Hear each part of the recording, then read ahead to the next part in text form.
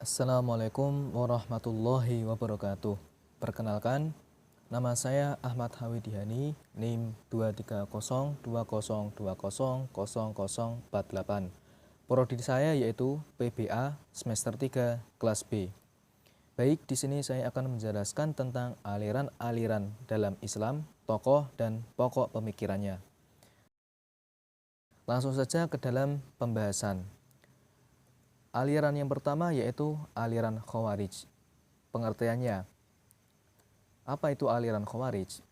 Kata Khawarij berasal dari bahasa Arab, yaitu khoroja, artinya orang yang keluar, adalah orang yang keluar dari barisan Ali ibni Abi Thalib karena alasan terdapat 12 kaum Khawarij terdiri dari pengikut-pengikut Ali ibni Abi Thalib yang meninggalkan barisannya karena tidak setuju dengan sikap Ali ibni Abi Thalib yang menerima tahkim sebagai jalan untuk menyelesaikan persengketaan tentang khilafah dengan Muawiyah ibni Abi Sufyan setelah berakhirnya pertempuran antara pasukan Ali dan Muawiyah di Siffin pada tahun 11 Hijriah atau 648 Masehi. Tokoh-tokoh aliran Khawarij. Dalam aliran Khawarij juga terdapat beberapa aliran. Yang pertama, aliran Muhakkimah. Aliran Muhakkimah tersendiri terdapat beberapa tokoh. Yang pertama, Abdullah bin Al-Qiwa. Yang kedua, Athob bin Al-A'war, Abdullah bin Wahab Ar-Rasibi. Yang ketiga, Urwa bin Jarir. Yang keempat, Yazid bin Ashim Al-Muharribi, Harkus bin Zuhair Al-Bajali yang dikenal dengan Dzul Tudayyah. Yang kedua yaitu golongan Az-Zariqah dengan tokoh yang pertama Abu Rashid Nafi ibn Al-Azraq, yang kedua Atiyah ibni Aswad, yang ketiga Qottori ibnu Fujah, yang keempat Ubaidah ibni Hilal Al-Yaskuri, yang kelima Syakr ibni Habib, yang keenam Soleh ibni Mikrok, ketujuh Abd Robih Al-Kabir, yang kedelapan Abd Robih As-Soghir, dan aliran yang terakhir yaitu An-Najdat yang terdiri dari tokoh 1. An-Najdah ibni Amir Al-Hanafi, 2. Abu Fudaik Rashid Al-Tawail, dan yang ketiga Atiyah Al-Hanafi. Pokok-pokok pemikiran aliran Khawarij. Yang pertama, khilafah atau imam harus dipilih secara bebas oleh seluruh umat Islam. Yang kedua, khilafah tidak harus berasal dari keturunan Arab. Yang ketiga, khalifah dipilih secara permanen selama bersikap adil dan menjalankan syariat Islam. Yang keempat, khalifah sebelum Ali, yaitu Abu Bakar, Umar, dan Utsman adalah sah, tetapi setelah tahun ke-7 dari masa kekhalifahannya, Utsman dianggap telah menyeleweng. Yang kelima, khalifah Ali ibni Abi Thalib sah, tetapi setelah arbitase atau tahkim, ia dianggap telah menyeleweng. Keenam, Muawiyah, Amr ibn As, serta Abu Musa al-Asy'ari dianggap menyeleweng dan telah menjadi kafir. Yang ketujuh, pasukan Jamal yang melawan Ali juga kafir. Yang kedelapan, seorang yang berdosa besar tidak lagi disebut muslim sehingga harus dibunuh. Yang sangat anarkis, mereka menganggap bahwa orang muslim dapat menjadi kafir jika tidak mau membunuh muslim lain yang telah dianggap kafir sehingga ia harus dilenyapkan pula. Yang kesembilan, setiap muslim harus berhijrah dan bergabung dengan mereka, bila tidak ia wajib diperangi. Kesepuluh, seorang muslim harus menghindari dari pemimpin yang menyeleweng. 11. Adanya wa'ad dan wa'id, atau orang baik harus masuk surga dan orang jahat harus masuk neraka. Yang ke-12, amar ma'ruf nahi mungkar. Yang ke-13, memalingkan ayat Al-Quran yang mutasyabihat atau samar. Ke-14, Al-Quran adalah makhluk. Yang ke-15, manusia bebas memutuskan perbuatannya bukan dari Tuhan.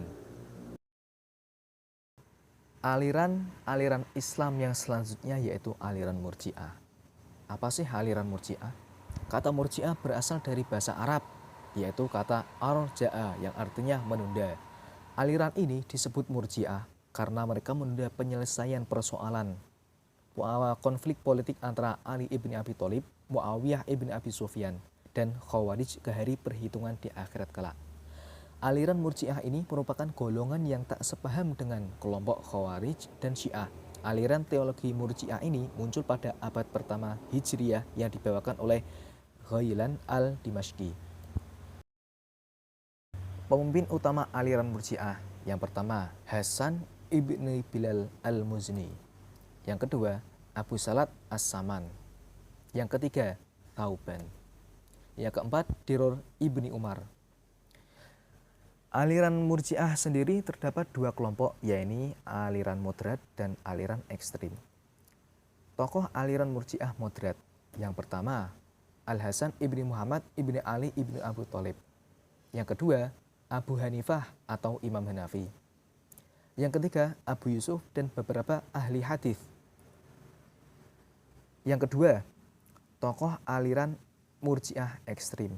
Tokoh-tokohnya yaitu yang pertama Jahm bin Sofwan, yang kedua Abu Hasan As-Sahili, yang ketiga Yunus ibn An-Namiri, yang keempat Ubaid al-Mukhatib, yang keenam Ghailan ad-Dimashqi, yang keenam Abu Sauban, yang ketujuh Bishr al-Marisi, yang kedelapan Muhammad ibnu Karram.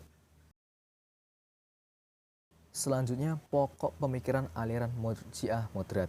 Apa saja pokok-pokok pemikiran aliran Murji'ah moderat? Ajaran pokok Murji'ah pada dasarnya ada dua, yaitu tentang pelaku dosa besar dan tentang iman. Yang pertama, tentang pelaku dosa besar, bahwa selama seorang meyakini tiada Tuhan selain Allah Subhanahu wa taala dan Muhammad adalah rasulnya, maka ia dianggap mukmin, bukan kafir. Karena amal tidak sampai merusak iman. Kalaupun ia tidak diampuni Allah Subhanahu wa taala dan dimasukkan ke dalam neraka, ia tidak kekal di dalamnya seperti orang kafir. Yang kedua, iman adalah keyakinan dalam hati bahwa tiada Tuhan selain Allah Subhanahu wa taala dan Muhammad SAW adalah rasulnya. Pokok pemikiran dan tokoh-tokoh aliran Murji'ah ekstrim. Golongan Murji'ah ekstrim memiliki pokok pemikiran masing-masing. Di antaranya golongan Jahmiyah dipelopori oleh Jahm ibn Sofwan, berpendapat bahwa iman adalah mempercayai Allah Subhanahu wa taala, rasul-rasulnya, dan segala sesuatu yang datang dari Allah Subhanahu wa taala. Sebaliknya, kafir adalah tidak mempercayai hal-hal tersebut di atas. Yang kedua, golongan As-Salihiyah dengan tokohnya yaitu Abu Hasan As-Sahili. Sama dengan pendapat Al-Jahmiyah, golongan ini berkeyakinan bahwa iman adalah semata-mata ma'rifat atau mengetahui kepada Allah Subhanahu wa taala.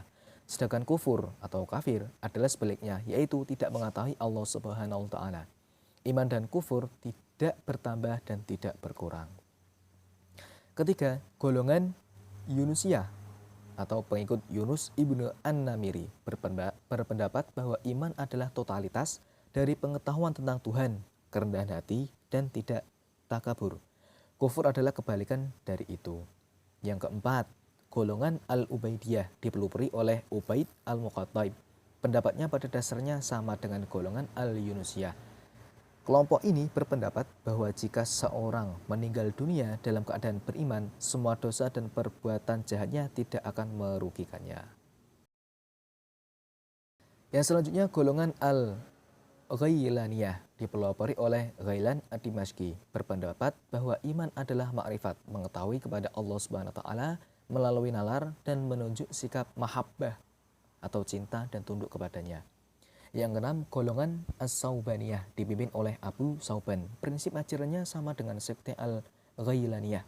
Namun mereka menambahkan bahwa yang termasuk iman adalah mengetahui dan mengakui sesuatu yang menurut akal wajib dikeijakan.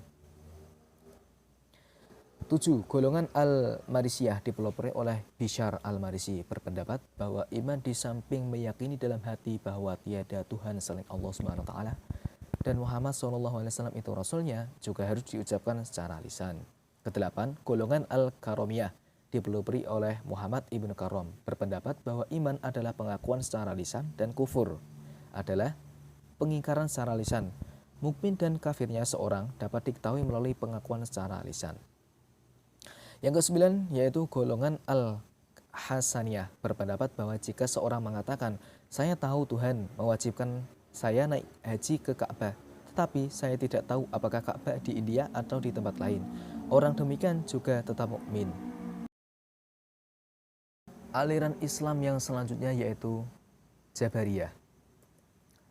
Secara bahasa, Jabariyah berasal dari kata Jabaro, yang berarti terpaksa. Menurut istilah para ahli ilmu kalam, Jabariyah adalah suatu aliran atau faham kalam yang berpendapat bahwa manusia itu dalam perbuatannya serba terpaksa atau majbur.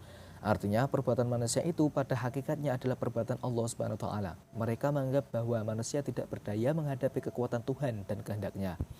Karena itu, bagi mereka, manusia tidak dapat dituntut untuk bertanggung jawab atas tingkah lakunya, baik maupun buruk, sebab semuanya berasal dari Tuhan menurut kehendaknya yang mutlak. Tokoh-tokoh Jabariyah dan pokok pemikirannya.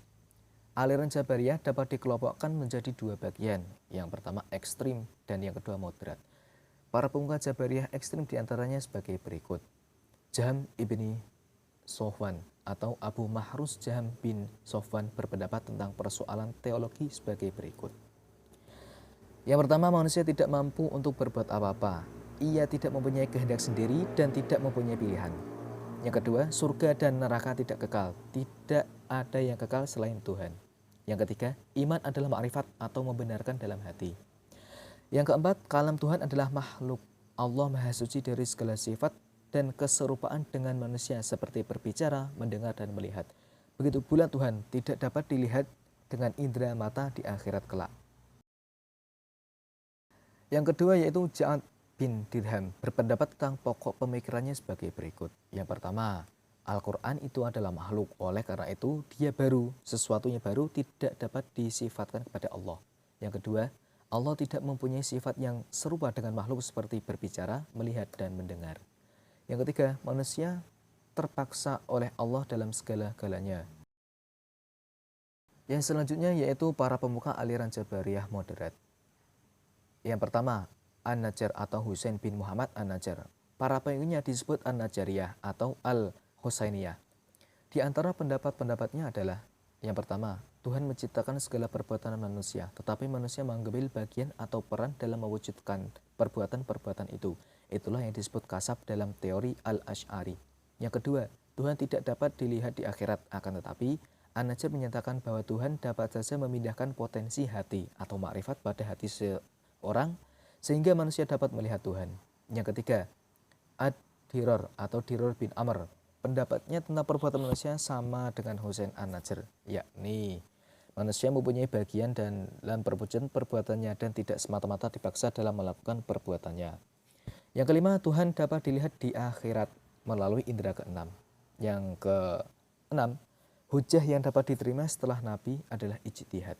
Yang ketujuh, hadis ahad tidak dapat dijadikan sumber dalam menetapkan hukum. Aliran-aliran Islam yang selanjutnya yaitu aliran Qadariyah. Qadariyah berasal dari bahasa Arab, dari kata qadaro yang berarti kemampuan dan kekuatan. Golongan ini disebut Qadariyah karena mereka meniadakan kadar Allah Subhanahu wa taala dan menetapkannya pada manusia serta menjadikan segala perbuatan manusia tergantung pada kehendak dan kekuasaan manusia sendiri. Tokoh dan pemikiran aliran Qadariyah. Yang pertama, Ma'bad. Yang kedua, Ghailan ad-Dimashqi. Yang ketiga, Susan. Aliran Qadariyah terdapat 3 golongan, yaitu Qadariyah musyrikah adalah mereka yang mengetahui qada dan qadar serta mengakui bahwa hal itu selaras dengan perintah dan larangan. Yang kedua Qadariyah majusiyah adalah mereka yang menjadikan Allah berserikat dalam penciptaan-penciptaannya, sebagaimana Qadariyah musyrikah menjadikan sekutu-sekutu bagi Allah dalam beribadah kepadanya. Yang ketiga, Qadariyah iblisiyah adalah mereka yang membenarkan bahwa Allah merupakan sumber adinya kedua perkara. Akan tetapi, menurut mereka, hal ini saling berlawanan. Merekalah orang yang membantah Allah sebagaimana disebutkan dalam hadis. Yang kelima yaitu aliran Mu'tazilah. Apa itu aliran Mu'tazilah? Secara harfiah, kata Mu'tazilah berasal dari kata i'tazala yang berarti berpisah atau memisahkan diri, yang berarti juga menjauh atau menjauhkan diri. Kaum Mu'tazilah adalah golongan yang membawa persoalan teologi yang lebih mendalam dan bersifat filosofis daripada persoalan-persoalan yang dibawa kaum Khawarij dan Murji'ah. Ciri utama yang membedakan aliran ini dari aliran teologi Islam lainnya adalah pandangan-pandangan teologisnya lebih banyak ditunjang oleh dalil-dalil akliyah atau dalil akal dan lebih bersifat filosofis sehingga sering disebut aliran rasionalis Islam. Tokoh-tokoh aliran Mu'tazilah. Tokoh-tokoh aliran Mu'tazilah itu banyak menghasilkan beberapa tokoh yang hebat. Yang pertama yaitu dari kelompok Basra. Yang pertama Wasil bin Atha, yang kedua Amr bin Ubaid, yang ketiga Abu Huzail al-Alaf, yang keempat An-Nazam, yang kelima Al-Jahiz Abu Usman bin Bahar, yang keenam Al-Jubai. Kemudian ada juga kelompok Baghdad, yaitu yang pertama Mu'ammar bin Abad, yang kedua Bishr al-Mu'tamir, yang ketiga Abu Musa al-Murdar, yang keempat Sumah bin Ashiros, yang kelima Ahmad bin Abi Duat, yang keenam Hisham bin Amir al-Fuwati, yang ketujuh Abu al-Husain al-Hayat. Pokok-pokok pemikiran aliran Mu'tazilah. Yang pertama, at-tauhid atau pengesaan Tuhan. Bagi kaum Mu'tazilah hanya Allah Subhanahu wa taala yang Maha Esa. Konsep tauhid Mu'tazilah mereka anggap paling murni sehingga senang disebut sebagai at-tauhid, pembela tauhid. Yang kedua, al-adl atau keadilan, mengandung pengertian bahwa Tuhan wajib berlaku adil dan mustahil berbuat zalim kepada hambanya. Yang ketiga, al-wa'ad wa al-wa'id atau janji dan ancaman. Mu'tazilah berkeyakinan bahwa Tuhan wajib menepati janjinya, memasukkan orang mukmin ke surga dan menepati ancamannya, mencampakkan orang kafir dan orang berdosa besar ke dalam neraka. Yang keempat, al-manzilah bain al-manzilatain, posisi di antara dua posisi. Bagi Mu'tazilah, orang yang berdosa besar bukan termasuk kafir dan bukan pula mukmin, tetapi berada di antara keduanya, menepati posisi antara mukmin dan kafir yang disebut fasik.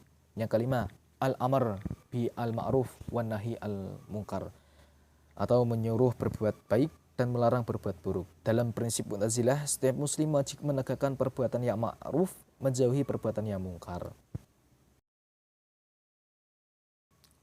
Yang keenam, aliran Syiah.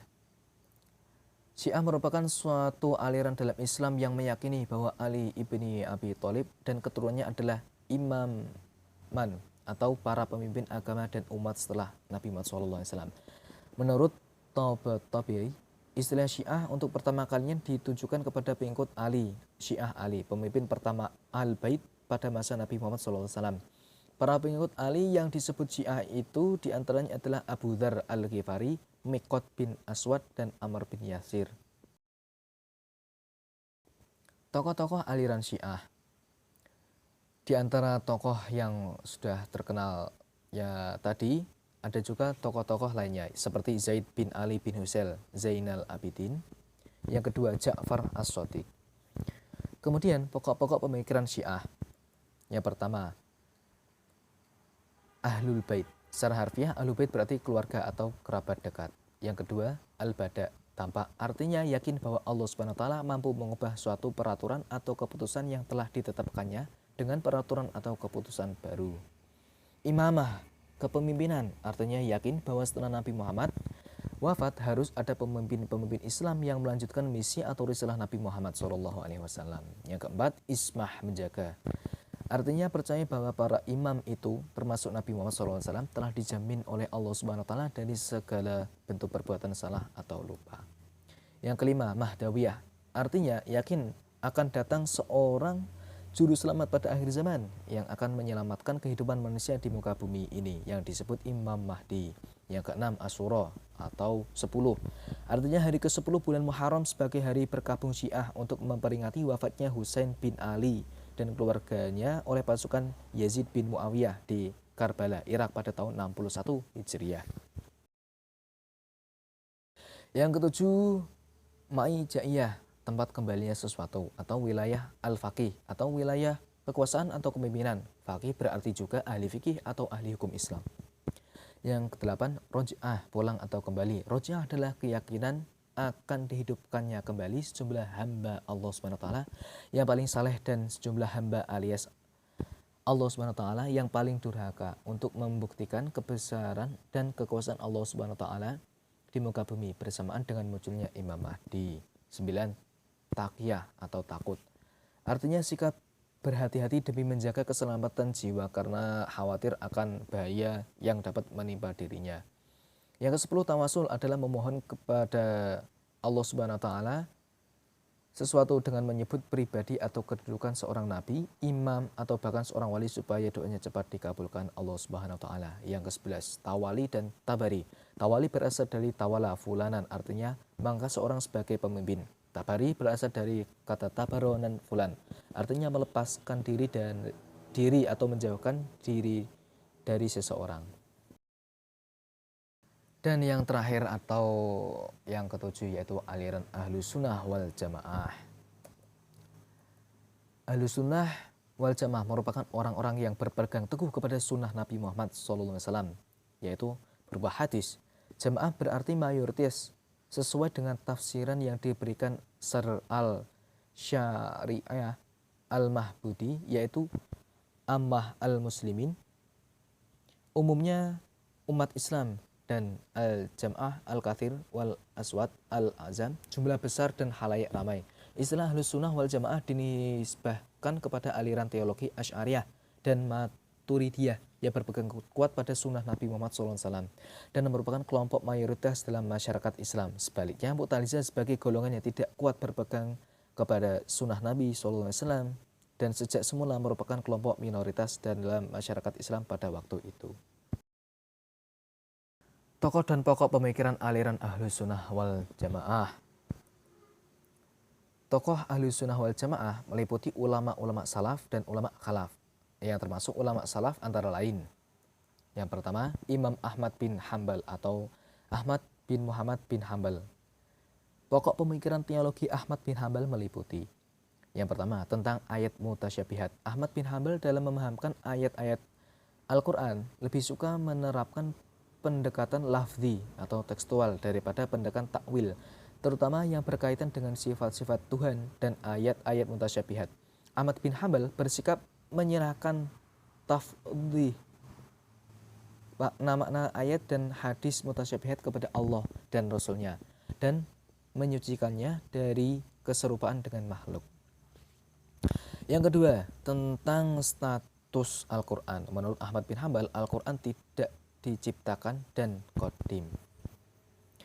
Sejalan dengan pola fikirnya yang menyerahkan ayat-ayat yang berhubungan dengan sifat Allah kepada Allah dan Rasulnya, pemikirannya bertolak belakang dengan faham Mu'tazilah yang meyakini bahwa Al-Quran tidak bersifat qadim, tetapi baru dan diciptakan.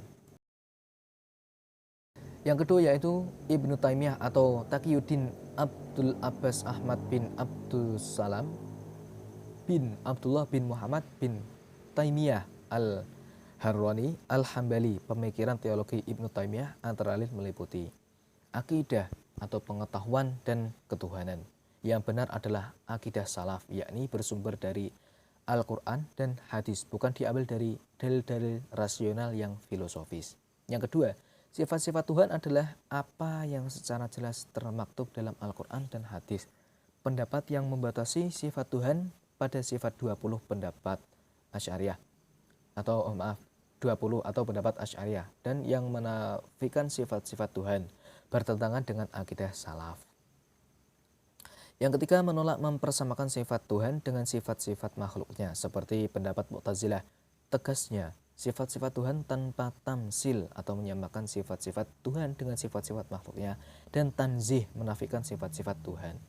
Dan yang keempat, menentang penggunaan takwil atau meninggalkan arti hakiki, mengambil arti majazi. Dalam menjelaskan sifat-sifat Tuhan, ia tidak menerima penakwilan kata yad dengan kekuasaan, namun mempertahankan arti yad dan wajah dengan tangan dan wajah, juga dengan ayat-ayat mutasyabihat lainnya. Adapun ulama yang termasuk ulama salaf antara lain, yang pertama Imam Al-Ghazali atau Abu Hamid Muhammad bin Muhammad At-Tusi Al-Ghazali. Terhadap ilmu kalam, ulangnya beliau kurang menyetujui karena ilmu kalam dianggap tidak dapat mencapai kepada ilmu tentang Allah dan sifat-sifatnya, bahkan menghalang-halangnya. Hal ini beliau ungkapkan dalam kitab Ihya Ulumuddin, namun beliau akhirnya mengakui ilmu kalam atau ilmu tauhid sebagai ilmu yang paling mulia dan terpenting yang harus dimiliki oleh semua orang. Sebagaimana dikemukakannya pada kitab Ar-Risalah Al-Laduniyah, beliau tetap setia pada pokok-pokok persoalan yang dibahas Asy'ari. Yang kedua yaitu Al-Juwaini atau Abu Al-Ma'lai bin Abdillah. Menurut Al-Juwaini, daya yang ada pada manusia mempunyai efek yang serupa dengan efek yang terdapat pada sebab dan musabab. Wujud perbuatan manusia tergantung pada daya yang ada pada diri mereka dan daya ini tergantung pada sebab lain. Demikian seterusnya sampai pada sebab dari segala sebab, yaitu Allah Subhanahu wa Ta'ala.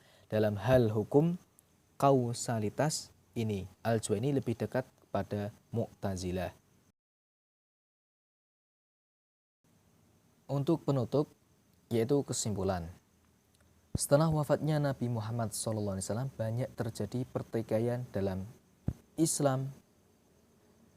Banyak sekali peristiwa menimbulkan perpecahan beberapa kelompok atau aliran Islam antara lain yaitu Khawarij, Murji'ah, Jabariyah, Qadariyah, Mu'tazilah, Syiah, dan Ahlus Sunnah wal Jamaah yang mempunyai pokok pemahaman dan juga tokohnya masing-masing. Sekian dari saya. Jika ada tutur kata yang kurang berkenan atau ada tutur kata yang salah dalam pengucapan dan juga pelafatan, saya mohon maaf sebesar-besarnya. Dari saya, wassalamualaikum warahmatullahi wabarakatuh.